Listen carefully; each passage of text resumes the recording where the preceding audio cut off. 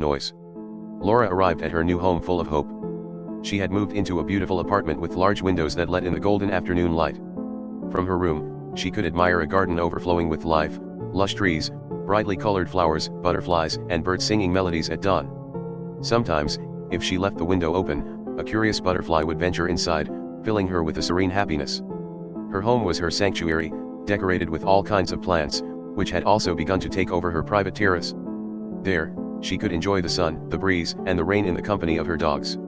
It seemed like an idyllic life, a perfect refuge in the big city.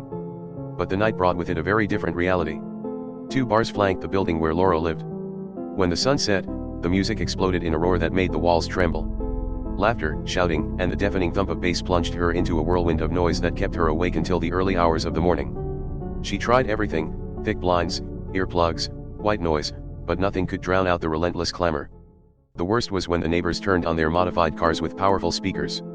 At those moments, Laura felt like she couldn't even hear her own thoughts. How could others sleep through such an acoustic torment? Was she the only one suffering from it? After a week without rest, exhaustion consumed her. Should she leave?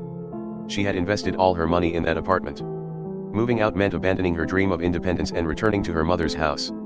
It wasn't fair. A soft knock pulled her out of her thoughts. She approached the door and checked the security camera.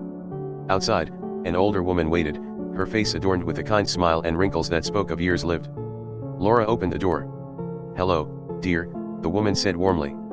"I'm Margarita, your neighbor. I wanted to welcome you." In her hands, she held a small box from a famous local baker.